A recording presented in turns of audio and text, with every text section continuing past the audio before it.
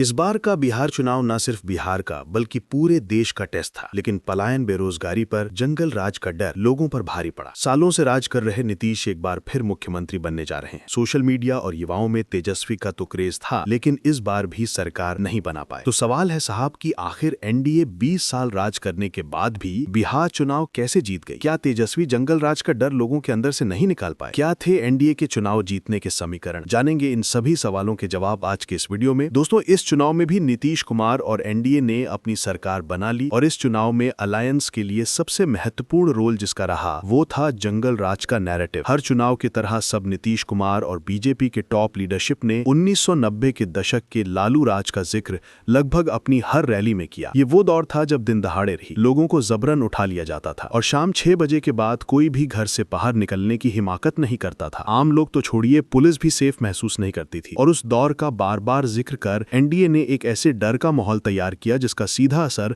40+ उम्र के मतदाताओं पर हुआ। भले ही युवा तेजस्वी के साथ दिख रहे थे, लेकिन जिन्होंने उस दौर को देखा था वो शांति और स्टेबिलिटी के नाम पर एक बार फिर से नीतीश और मोदी के साथ ही चले गए। वहीं दूसरा फैक्टर महिलाएं रहीं। बिहार में महिलाओं को नीतीश कुमार का साइलेंट वोट बैंक माना जाता है और इस बार भी उन्होंने खुलकर उनका साथ दिया है। इस चुनाव में महिलाओं की भागीदारी पहले से कहीं ज्यादा रही। पहले चरण में महिला मतदान 69.4% रहा, तो वहीं दूसरे फेज में सभी रिकॉर्ड तोड़ते हुए 74.3% तक रहा, जबकि पुरुषों की वोटिंग परसेंटेज 61, 56 और 64.1 रही। महिलाओं का नीतीश के साथ होने का सबसे बड़ा कारण रुपया डिस्ट्रीब्यूशन का भी माना जा रहा है। चुनाव से पहले सरकार ने 1.21 करोड़ महिलाओं को 1,000 रुपया डिस्ट्रीब्यूट किया और ये नंबर बिहार की कुल महिला वोटर का 35% है। लेकिन सवाल है कि महिलाओं का सपोर्ट नीतीश से अलग क्यों नहीं हो पा रहा है? तो इसके जवाब के लिए हमें थोड़ा पीछे चलना होगा। जब नीतीश कुमार चीफ मिनिस्टर बने उसके बाद उन्होंने महिलाओं और लड़कियों के लिए काम किया और वेलफेयर पॉलिसीज भी बनाई, या ऐसा जरूर कह सकते हैं कि उनको आगे बढ़ाने के लिए इन्वेस्टमेंट करना स्टार्ट किया। चाहे महिलाओं को आरक्षण देना हो या लड़कियों के लिए स्कूलों में पोशाक या साइकिल डिस्ट्रीब्यूशन योजना, ये सभी स्कीम नीतीश को हर चुनाव में फायदा पहुंचाती रही। और इस स्कीम की सबसे बड़ी बात जो वो सुनकर आप भी ये सोचने पर मजबूर हो जाएंगे कि नीतीश ने कैसे अपने फ्यूचर पॉलिटिक्स को ध्यान में रखकर महिलाओं का सपोर्ट किया है। दरअसल नीतीश ने जिन लड़कियों को स्कूलों में पोशाक और साइकिल देना शुरू किया था उनमें से कई लड़कियों की शादी हो चुकी होगी या तो कई माँ भी बन गई होंगी। और उस समय से नीतीश ने जो सपोर्ट करना स्टार्ट किया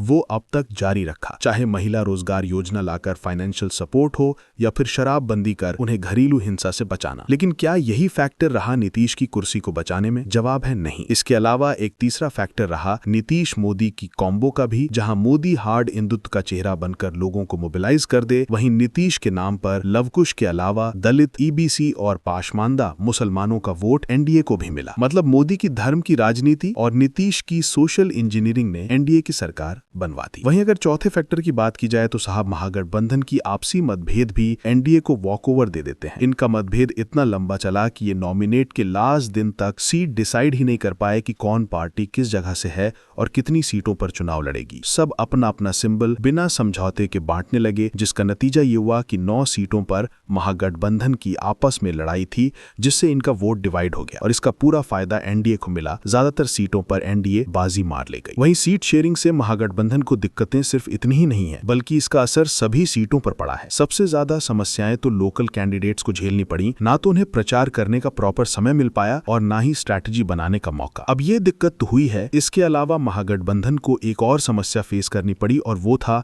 नॉमिनेशन का रद्द होना। देखिए साहब, जिन प्रत्याशियों का नामांकन रद्द हुआ तो वहां लास्ट डे होने की वजह से महागठबंधन वाले दूसरे कैंडिडेट को सिंबल नहीं दे पाए।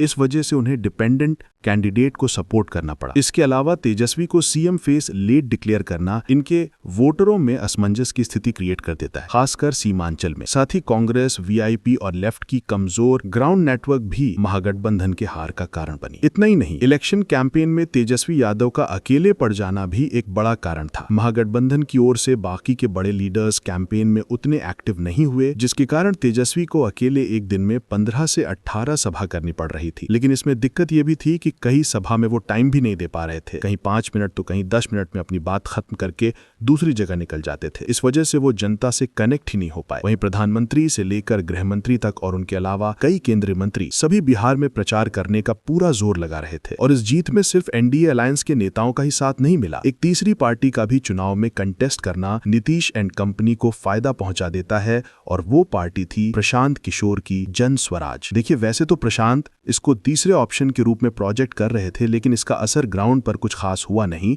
हालांकि इसके साथ प्रॉब्लम तो शुरू होने लगी थी। वोटिंग से पहले इसके 3 कैंडिडेट के नाम वापस ले लिए गए थे। तो जनस्वराज ने 240 सीटों पर चुनाव लड़ा, लेकिन 20 से 25 सीटों पर ही त्रिकोणीय लड़ाई बना पाए। इसमें इन्होंने सबसे ज्यादा महागठबंधन को नुकसान पहुंचाया। एनडीए पर प्रशांत का कोई खास असर नहीं पड़ा, लेकिन सबसे बड़ा सवाल है कि 20 साल के बाद नीतीश ने एंटी इनकम्बेंसी को कैसे काउंटर किया। दरअसल साहब, इस पर कई एक्सपर्ट्स का मानना है कि नीतीश के खिलाफ उतनी एग्रेसिव एंटी इनकम्बेंसी थी ही नहीं। हालांकि ऐसा भी नहीं है कि बिल्कुल एंटी इनकम्बेंसी नहीं थी। युवाओं में नीतीश के खिलाफ आक्रोश था, लेकिन बुजुर्ग और महिलाओं में उस लेवल का गुस्सा नहीं था। एक्सपर्ट्स के अनुसार नीतीश कुमार की पॉपुलर घोषणाओं ने एंटी इनकम्बेंसी को कमजोर कर दिया था। 125 यूनिट फ्री बिजली, महिलाओं को डायरेक्ट कैश ट्रांसफर और जीविका दीदी नेटवर्क जैसी योजनाओं ने गांव और महिला मतदाताओं को जीडीयू के पाले में लाने में बड़ा रोल निभाया है। खैर, जो भी हो, नीतीश कुमार ने एक बार फिर से साबित कर दिया कि रीसेंट टाइम में बिहार का कोई बड़ा लीडर है तो वो है नीतीश कुमार। बाकी आपको वीडियो अगर अच्छी लगी हो